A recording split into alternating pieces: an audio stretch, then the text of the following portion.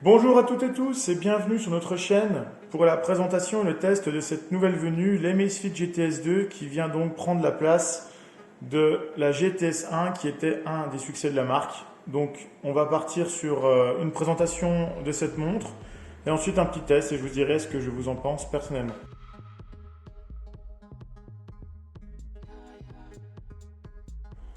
Place maintenant la présentation.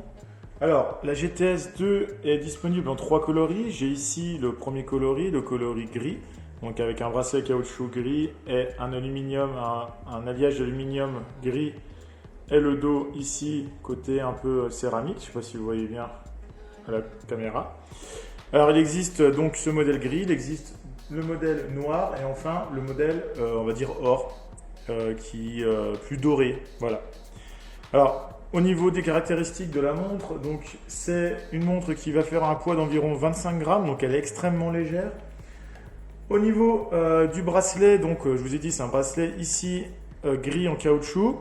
Alors le caoutchouc est plutôt souple, il se plie correctement, il ne se sent quasiment pas, très agréable. Et ici on voit que c'est des petites attaches rapides, ce qui vous permettra d'échanger le bracelet. Donc c'est un bracelet 20 mm ici. Vous pourrez prendre n'importe quel bracelet 20 mm du commerce, ça ira parfaitement. Côté taille, on a donc ici une épaisseur d'environ 9,7 mm, c'est extrêmement fin. Une largeur de 35,6 mm ici, pour une hauteur de 43 mm environ. Au niveau de l'écran, on est sur un écran AMOLED de 1,65 pouces de diagonale, avec une résolution de 348 x 442, et le tout donc pour une résolution de 342 ppi en densité de pixels. L'écran est un Corning Gorilla Glass 3 et il est résistant 9H, c'est-à-dire normalement la résistance quasiment du saphir. Donc pour le rayer, il va falloir y aller. Si vous voulez que je vous montre rapidement en se mettant en mode torche, on va pouvoir voir en gros la taille de l'écran sur la montre. Donc c'est pas du borderless, pardon, mais ça reste quand même très agréable. L'unique bouton de la montre se situe sur le côté droit de la montre. Ici, il est un petit peu caché sur cette protubérance sur le côté. Ce qui fait qu'on n'appuie pas par accident sur le bouton, il est extrêmement bien placé, il tombe bien sous la main. Et on en reparlera tout à l'heure, mais ça suffit pour faire toutes les choses. En fait, un double clic permettrait de faire un raccourci, on verra ça tout à l'heure quand on parlera de la prise en main.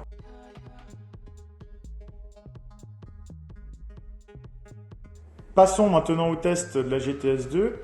Alors personnellement, ça fait une semaine que je l'utilise, j'en suis extrêmement satisfait. J'ai utilisé pas mal de montres dans ma vie connectée, des Android Wear, j'avais la GTS 1, j'ai eu d'autres montres équivalentes et je suis extrêmement satisfait de ce modèle-là. Alors déjà, première chose, c'est un modèle qui est très visible, l'écran AMOLED est de très bonne qualité, donc on le voit très bien de jour, aucun souci, pas de problème de luminosité de ce côté-là. Ensuite, j'apprécie grandement le fait de pouvoir décrocher et raccrocher et parler à mon interlocuteur sur la montre. Ici, on a un haut-parleur qui permet de diffuser le volume. C'est largement suffisant pour avoir une conversation de bonne qualité avec votre interlocuteur. Alors, petit point négatif, on a accès à nos mails, mais on ne peut pas y répondre. On peut voir la pièce, on peut voir de quoi ça parle, mais on ne pourra pas y répondre. Idem pour les SMS. Pas de réponse possible. Donc ça, c'est un petit point négatif de la montre. Alors, côté luminosité, je vous disais, elle est très bonne et elle s'adapte de manière automatique. Et on peut régler ça ici via le menu, mais on y reviendra juste après. Alors, autre chose qui est intéressante, c'est les nouvelles Always On Display. En fait, la montre peut, contrairement par exemple à une Apple Watch, diffuser l'heure en continu. Alors le souci, une des caractéristiques de la GTS 1 était en fait avoir deux possibilités. Soit vous aviez ici ce type de cadran type numérique ou le cadran analogique. Nouveauté sur la GTS 2, en fait, ce graphique ici, ce qui vous reste en mode verrouillé, en fait, va correspondre plus ou moins au watch face, c'est-à-dire à votre cadran que vous avez choisi. Là, par exemple, dans mon cadran, on voit que le 13h42, lorsque ça va s'éteindre, va exactement être pareil. Si je change de cadran, donc on va faire ça rapidement. Par exemple, si je prends ce cadran-là, on va attendre juste que ça se verrouille. On va voir qu'en fait, la partie Always On va rester identique à ce que j'ai choisi. Alors ça, c'est extrêmement intéressant parce que ça permet en fait d'avoir un rendu qui est tout le temps le même, que vous soyez déverrouillé ou verrouillé. Et l'inconvénient pour le moment, c'est qu'il n'y a pas d'application capable de vous donner des watch face personnalisés parce qu'il faut pouvoir implémenter ce système d'Always On Display adaptatif avec une nouvelle application. Donc on espère que d'ici quelques semaines, Amazfit va enfin pouvoir pouvoir lancer le logiciel pour coder ses propres cadrans et du coup vous devriez avoir sur le Play Store très bientôt ce type de logiciel qui vous permet justement de personnaliser vos cadrans de manière plus adaptée. Alors, au niveau de l'autonomie, ça tient parfaitement. Donc là, ici, pour vous montrer, il y a un mode. Donc là, je suis à peu près à 60% d'autonomie. Ça fait à peu près 2 jours que j'ai rechargé. Donc ça fait à peu près 1% ou 2% par heure. C'est pas choquant, surtout que l'utilisation que j'en ai pour le moment est assez basique. Donc on va partir sur une autonomie d'une 4-5 jours en mode Always On sans trop jouer avec, ou un peu moins si vous commencez vraiment à jouer avec, à répondre au téléphone, etc. Alors, place maintenant donc aux fonctionnalités. Qu'est-ce qu'on a avec cette montre? Donc déjà, pour déverrouiller, vous avez vu, j'appuie sur le bouton sur le côté. En appuyant une deuxième fois sur le bouton, on va pouvoir accéder au menu. Donc ici, vous avez PAI, c'est donc le nombre de fois dans la journée où vous avez dépassé un certain stade d'effort. La fréquence cardiaque et la mesure de SpO2 qui est permise grâce au capteur au dos de la montre. Vous avez ici donc des exercices. Alors pour le moment, on a tous ceux-ci, mais on peut modifier la liste, on peut en rajouter et ça risque de venir avec des mises à jour. Au niveau des activités, c'est les activités qu'on a faites avec la montre que vous retrouvez sur votre téléphone. La mesure du stress, l'objectif d'activité, le contrôle de la musique. Donc là, on peut contrôler des musiques sur votre téléphone, donc passer la musique, mettre en route Spotify, etc. Mais on peut aussi stocker des musiques sur la montre et pour le faire, il faudra passer via l'application Zepp sur votre téléphone. On y reviendra aussi un peu plus tard. Côté, je vais y arriver. Voilà, côté donc météo, alarme, événement, tout ce qui est le plus simple. Et dans les widgets, on va retrouver donc la boussole, l'altimètre, le chronomètre, le compte à rebours et trouver le téléphone. Donc tout ce qui est le plus classique. Pour revenir en arrière, un slide sur le côté. Et enfin, dans les paramètres, on peut choisir donc les paramètres de cadran de montre. Vous avez vu tout à l'heure, il y a un raccourci en appuyant longtemps sur le bureau. On reviendra là-dessus aussi après. Vous avez accès au réseau de communication, affichage de luminosité, etc. Donc tout ça, c'est tout ce qu'il y a de plus classique. Chose intéressante et qui est un peu nouvelle, ce menu ici qui est plus intéressant et plus complexe sur la GTS 1. Donc vous avez ici dans les raccourcis la lampe de poche, le réglage de luminosité, le mode ne pas déranger, un mode économie d'énergie, un mode pour verrouiller la montre, un mode pour retrouver le téléphone, un mode donc pour choisir le volume de votre montre au niveau du son, un mode cinéma qui vous permet d'assombrir l'écran pendant que vous êtes au cinéma, et enfin ici le mode qui permet d'activer, je vais vous le laisser d'ailleurs, comme ça on ne sera plus embêté par le verrouillage, qui permet de laisser donc votre écran allumé pendant une vingtaine de minutes.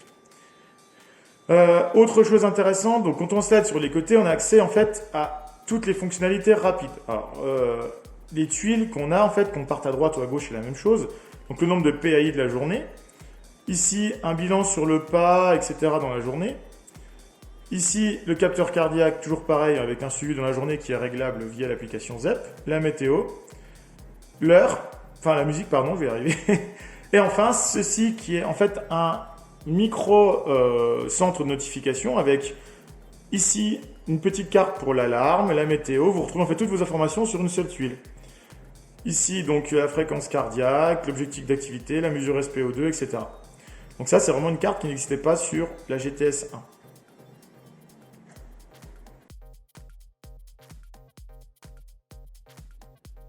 Côté application, on est sur l'application donc Zepp, anciennement Amazfit. Alors, dans cette application, on va avoir 3 onglets principaux en bas. L'onglet page d'accueil, l'onglet profiter qui est plutôt des micro raccourcis, personnellement j'utilise très peu. Et enfin l'onglet profil qui nous permet d'accéder en fait à tout ce qui est en lien avec la montre. Donc ici par exemple on voit que j'ai accès à ma montre, ça c'est les objectifs, tout ce que j'ai enregistré, l'analyse intelligente, etc. Au niveau de la page d'accueil, On a accès donc aux pas de la journée, les calories, le sommeil enregistré, les paiements, tout ce qu'il y a de plus classique. Alors là-dessus, on retrouve en fait le même type d'application que chez les concurrents. Donc on peut synchroniser. Évidemment, ici, on a les raccourcis pour les données d'état, etc. Ce qui est surtout intéressant sur l'application, c'est le côté réglage de la montre.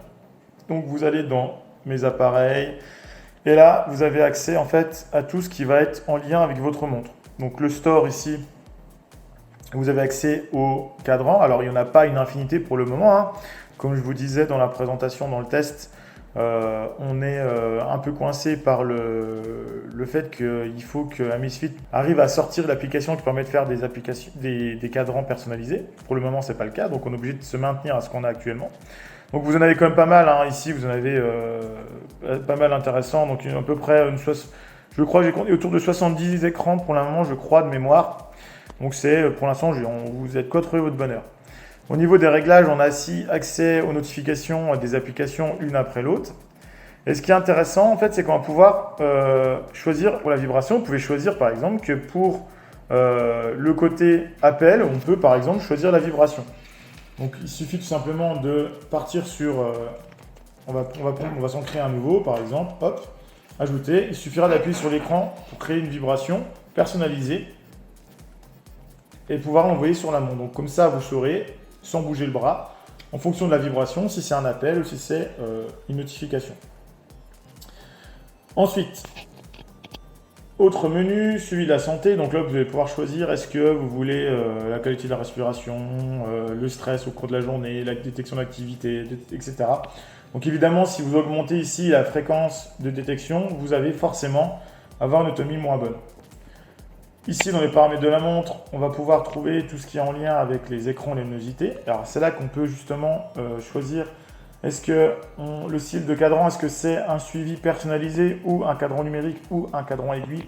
Donc comme sur la GTR et la GTS 1, donc soit numérique, soit aiguille, soit en fait celui qui va être adapté au cadran de la montre que vous aurez choisi.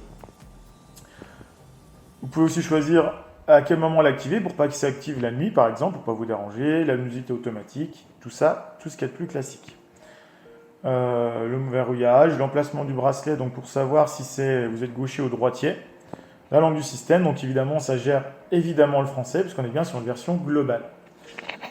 Ici, la gestion de la liste d'applications, on peut choisir, on peut modifier les applications disponibles sur la montre. Si vous voulez en enlever ou en rajouter, vous avez vu tout à l'heure, je vous ai fait le tour, on peut de nouveau en enlever, les déplacer, etc.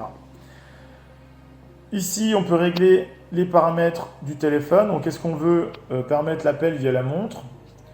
La musique, pareil. Donc, c'est dans cet écran-là qu'on va pouvoir déposer de la musique directement sur la montre. Donc, vous pouvez aller faire du sport, par exemple, écouter de la musique, mettre de la musique sur votre montre en MP3 et écouter de la musique, le tout en Bluetooth avec vos écouteurs et le tout sur le téléphone, puisque la montre, je vous rappelle, est GPS intégrée. Donc, vous pouvez sans problème aller courir avec votre montre. Vous aurez votre suivi, plus la musique sur votre montre et le GPS évidemment indépendant de votre téléphone.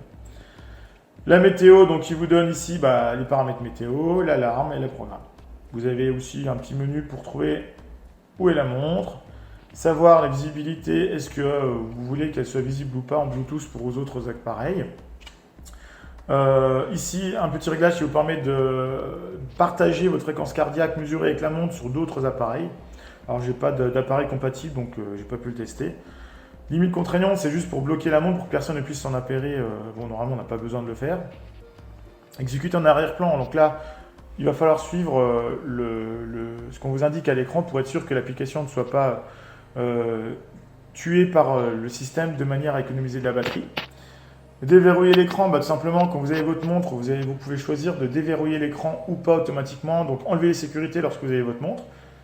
Connecté, c'est-à-dire que vous êtes à côté de votre téléphone, et évidemment les mises à jour à propos, etc.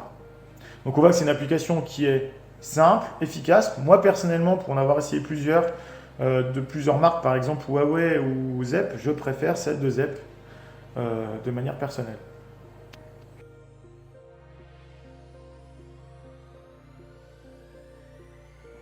Alors, conclusion sur cet Amazfit GTS 2. Alors, ici, je parlais donc pour mon expérience personnelle. Hein. C'est donc une montre que je trouve excessivement jolie. Alors, excessivement, j'y vais un peu loin, mais elle est très jolie, très discrète. Elle passe bien, elle est extrêmement fine, extrêmement légère, on ne la sent quasiment pas sur le poignet, donc par rapport à d'autres montres, on se sent vraiment léger avec cette montre au bras. Elle est extrêmement réactive, pas de souci, vous appuyez, c'est extrêmement réactif, la réactivité est totale. Au niveau des raccourcis, il y a tout ce qu'il faut directement sous le coude. Ici, les petites tuiles sont extrêmement pratiques, et pour le suivi sportif, il suffira juste de double-cliquer, on a un petit raccourci ici qui permet de lancer l'activité en 2 secondes. Donc pour moi, c'est vraiment ce qui se fait de mieux au rapport qualité-prix en ce moment. J'ai testé la Huawei Watch GT2, la Honor Magic Watch 2 et je ne retrouve pas une fluidité équivalente sur ces 2 dernières montres par rapport à la GTS 2. Donc voilà, pour moi, c'est donc une belle réussite cette Amazfit 2. Ça explique en partie sa rupture de stock qu'on a subie en fin d'année 2020. Et voilà, je vais essayer de vous faire un test similaire sur la GTR 2 très bientôt pour qu'on puisse comparer un peu par rapport à cette dernière GTS 2. Est-ce que la GTR 2 est exactement la même ou pas? Et je vous dis à très bientôt.